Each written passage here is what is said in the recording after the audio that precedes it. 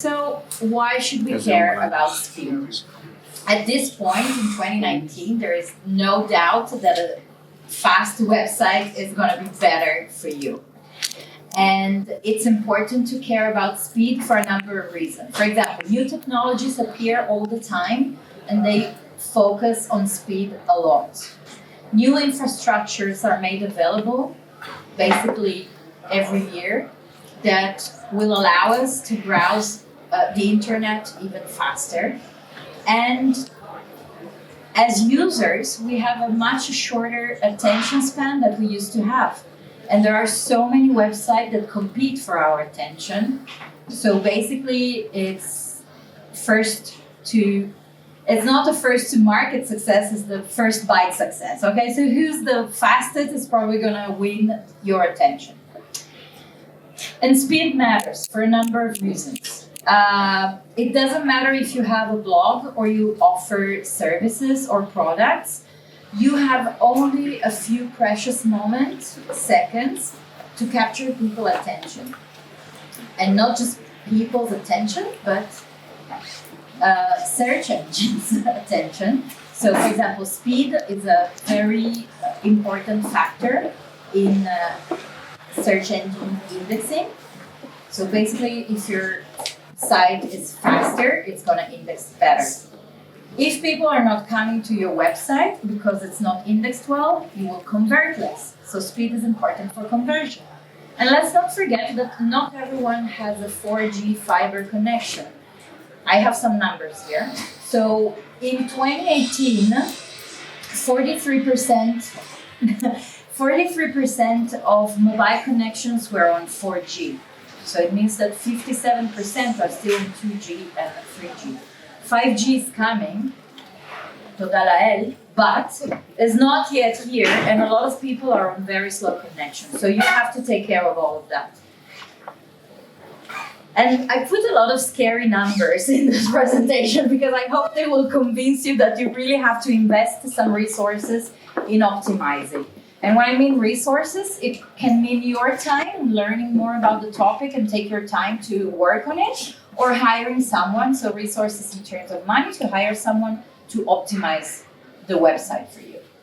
So this was a study that was made about 10 years ago by a company that was called Strangelook, that doesn't exist anymore. It was one of the first automated analytic software that it was bought out by Redware, I want to say, but it doesn't matter. So they did the study that everyone still refers back to it, and they had all these kind of crazy numbers, and they're still relevant. So 1 second delay in your page load will generate 7% less conversion. So if you're making a living out of your website, that's, a pretty big number.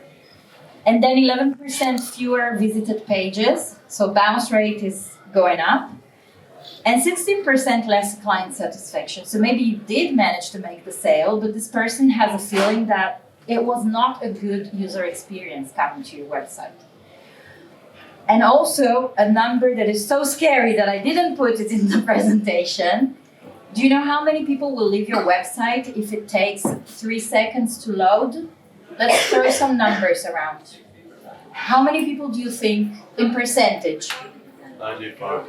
95? You're very pessimistic. Let's hear it from you.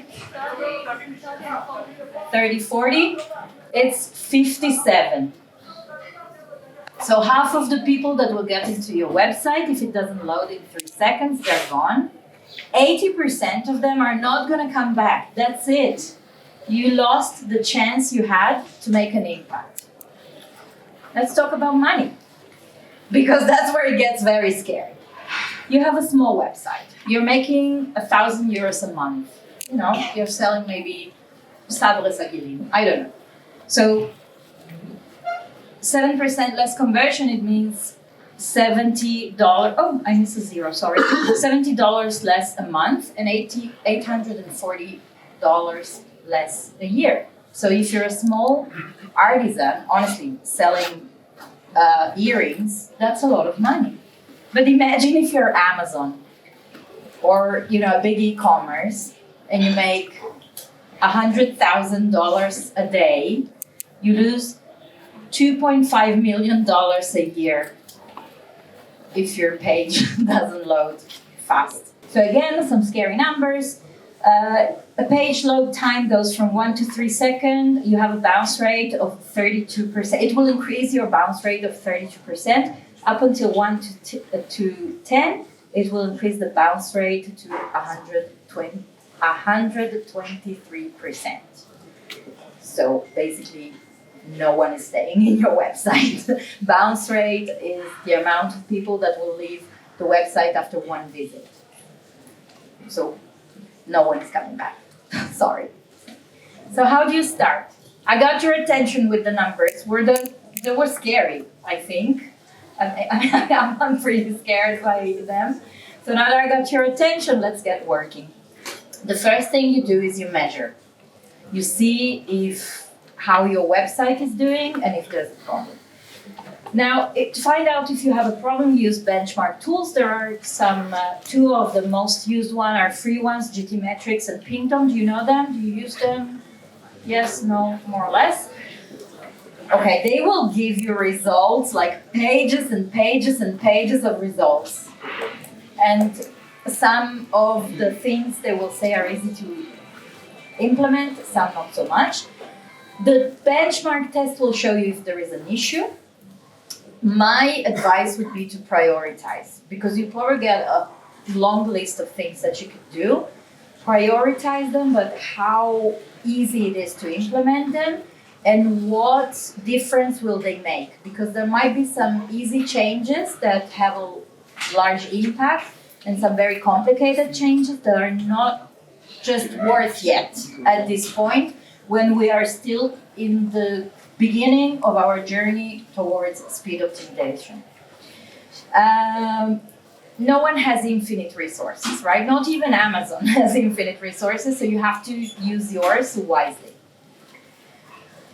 At SiteGround,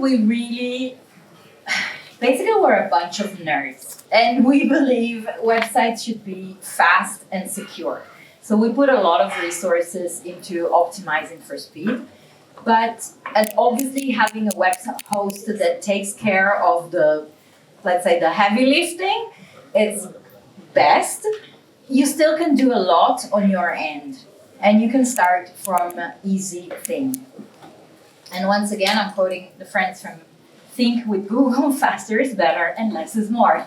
I mean, it's kind of obvious, but let's remember this. Let's start with less is more.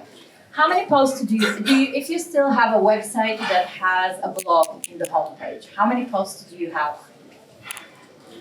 2, 5, 10, 25?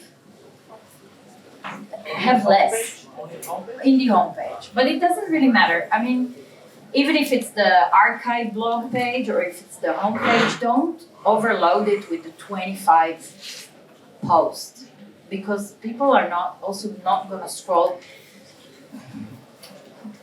Here there is a bit of a controversial issue about, how do you call it in English, continuous loading, infinite scroll. It's horrible for accessibility. So in terms of speed optimization, because it loads the resources when you need them, it's okay. But in terms of accessibility, it's horrible. So cap the number of posts that you're going to have in either the homepage or the blog page, it doesn't matter. And you can do that very easily in WordPress. You go to the general settings and it says in the this is where it gets even more complicated because I use WordPress in Italian. So in Italian is lettura, I don't know what it is in Hebrew, but you can set the number of posts that will show. The other thing, use the tag more. You can either insert it from your text editor, from the block editor, or you can insert it as a HTML. And you can write a paragraph that will introduce the content of the blog post and then put this tag more. So it will stop the page there from loading. And then you have to click on read more to go and read everything else. That also saves you some resources. The other one, next page. If you write long essays, you can split them in multiple pages, so you don't have to. Also, I think from the reader perspective, finding yourself in front of a never-ending page, it kind of gets a bit overwhelming as a reader, so you can split the content in different pages. And finally, avoid sliders. First of all, they're not so cool anymore. They used to be 10 years ago. They're not really the, up-and-coming technology or the up-and-coming new look in design, so you don't really need it.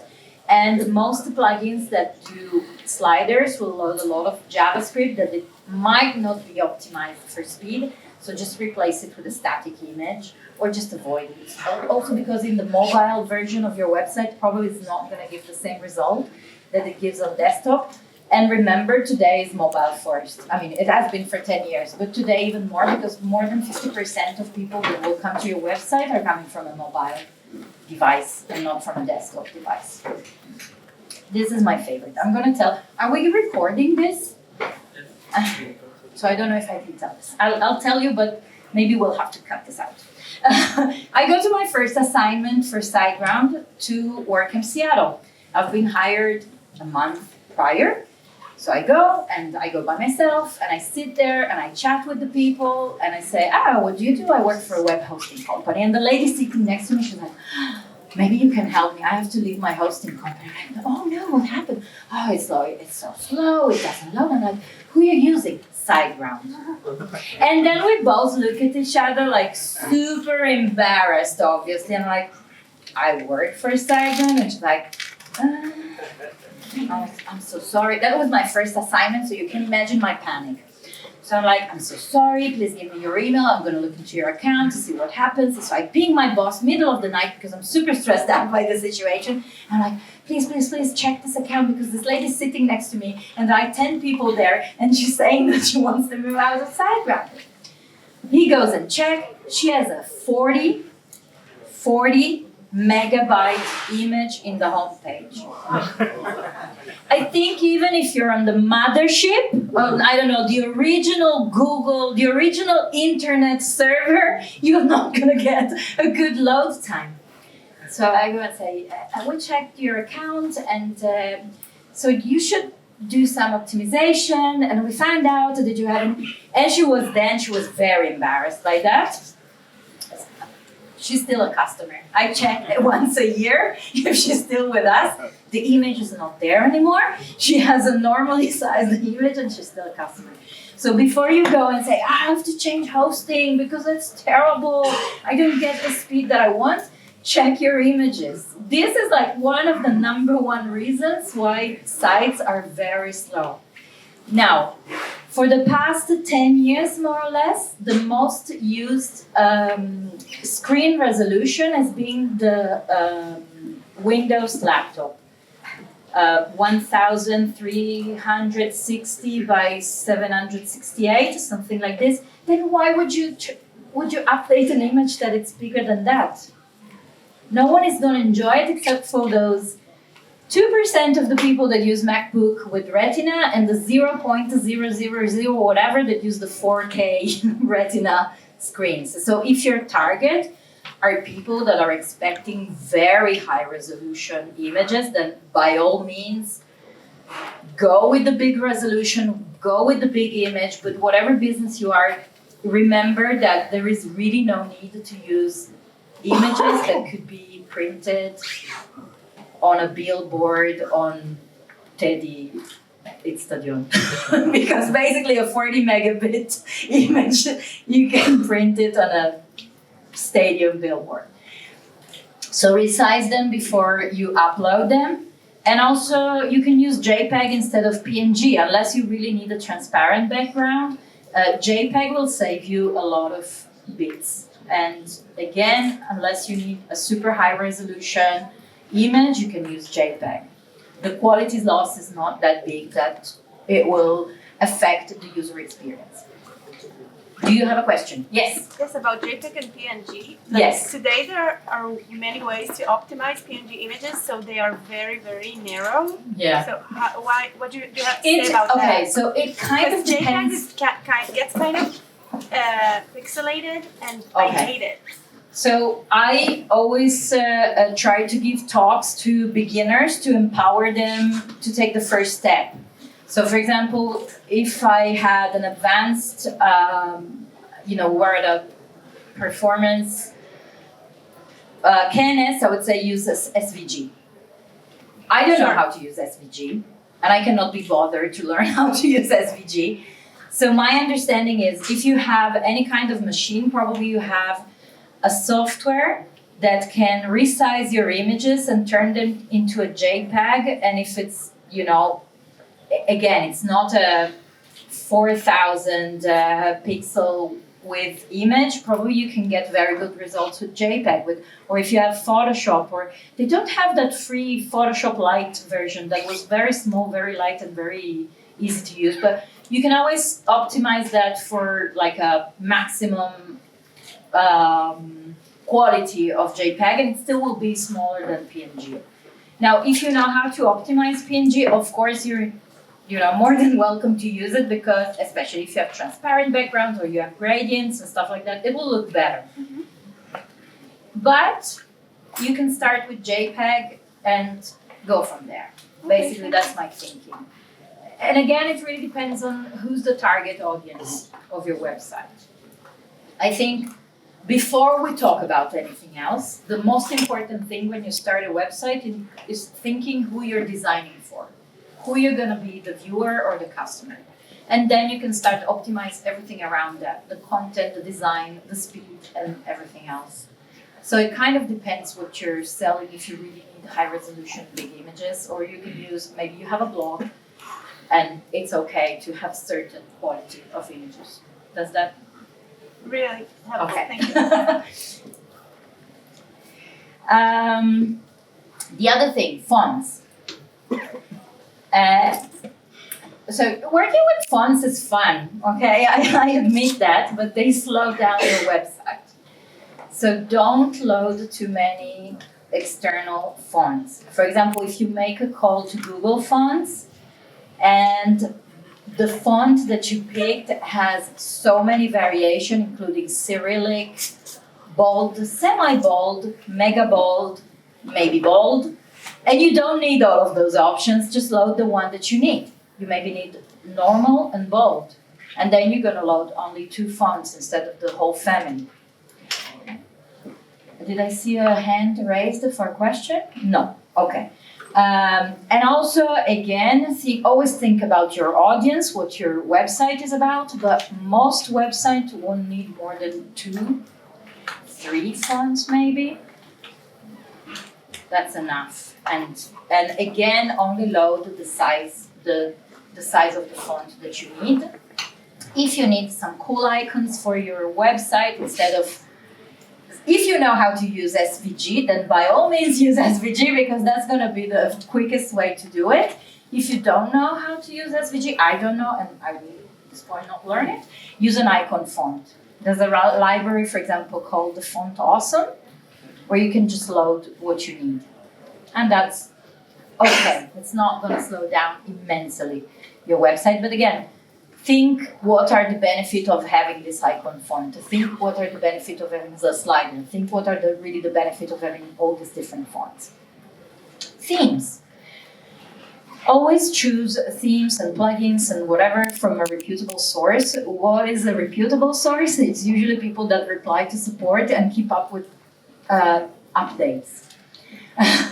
So it means that if there is a new release of WordPress every 3-4 months, the theme developer is keeping up with that. And we have stopped, I don't know if there's a candidate release for HTML and CSS, I don't think so, but they should be using the latest version of HTML and CSS and PHP and whatever.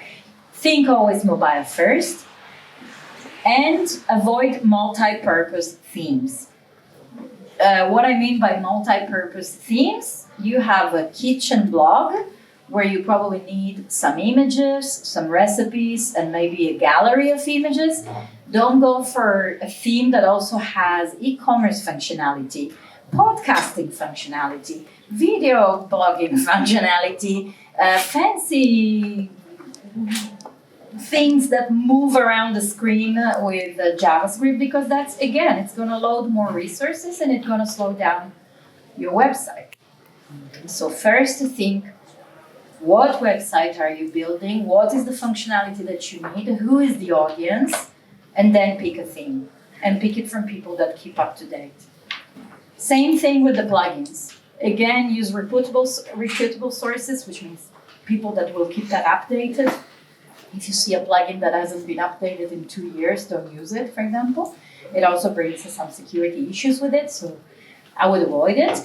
And avoid overdoing it. Like, don't put 30, 40 plugins in your website.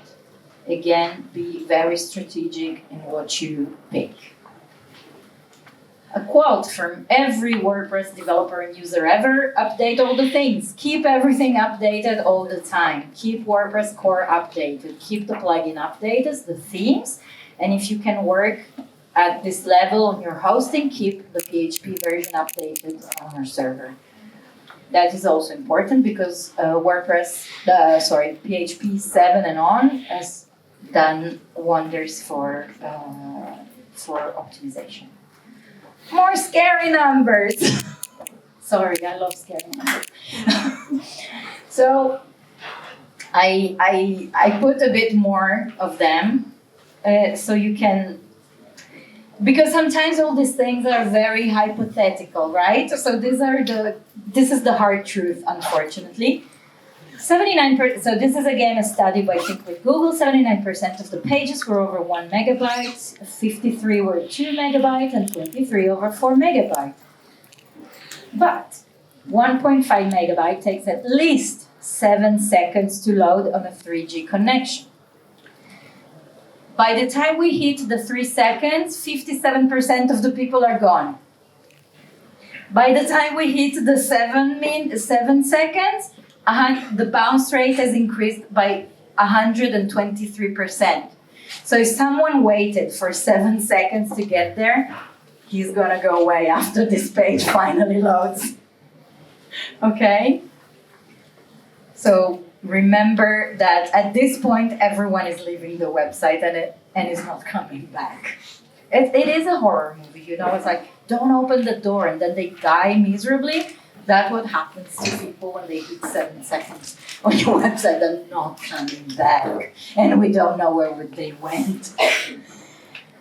We talked about the things that you can do pretty easily also from your machine, like resizing an image or deciding not to use too many fonts. Now, these are the heavy lifters. These are the 3 techniques that will really make a huge difference on your website.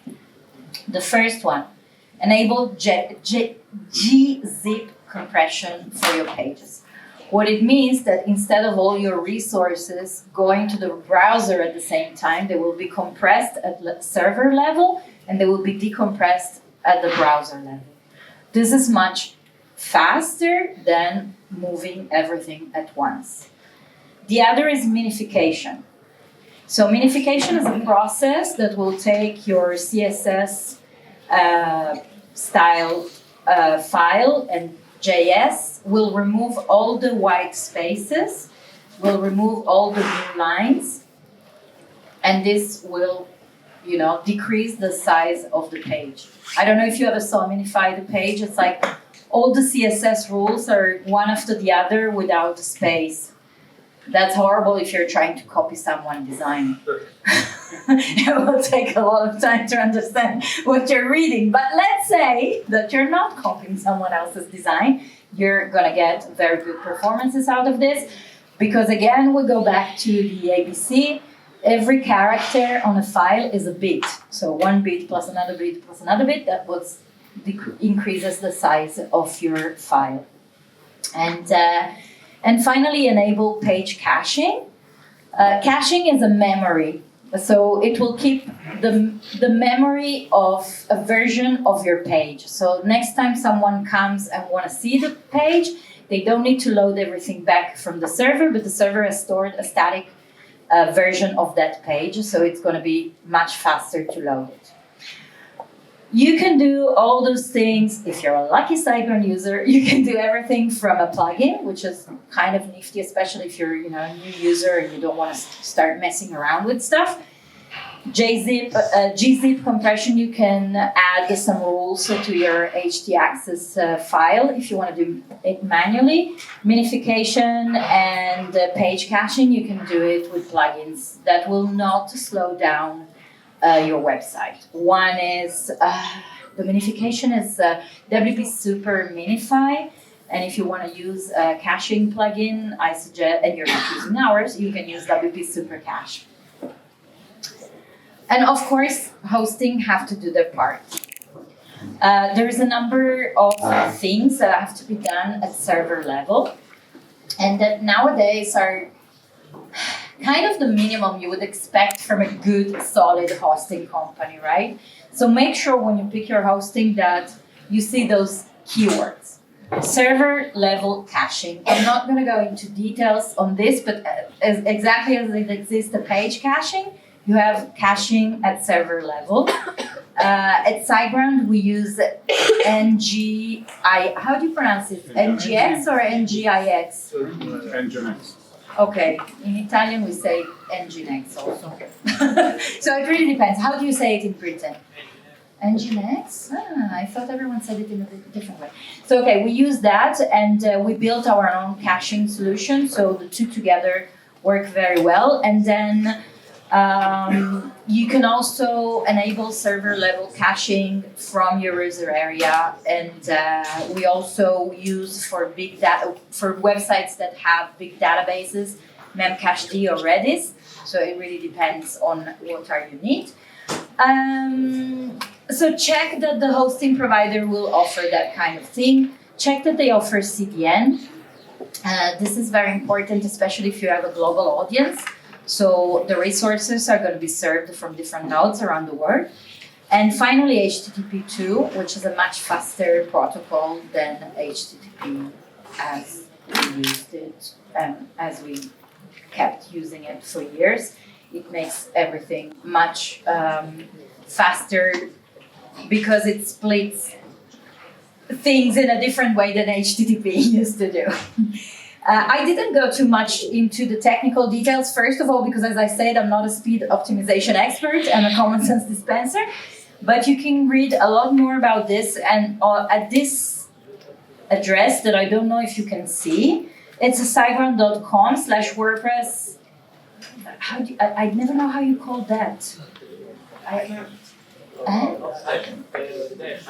Dash WordPress speed optimization ebook. That's a long URL, so just go to siteground.com. In the footer you'll see we have a number of free resources, and you can leave your email address and we'll send you the ebook. We really don't spam. I honestly think we should spam more people, but we don't, so you're just gonna get what you sign up for. And that's pretty much from me, and we can keep chatting. I'll be here all day at the SiteGround booth. Around the hallways, not so much. I'm really at the booth, and tomorrow I plan on being in Akko to eat some good hummus at Said. So if you want to join me for some hummus in Said, I'll see you in Akko at around 1. And that's it from me. Thank you very much.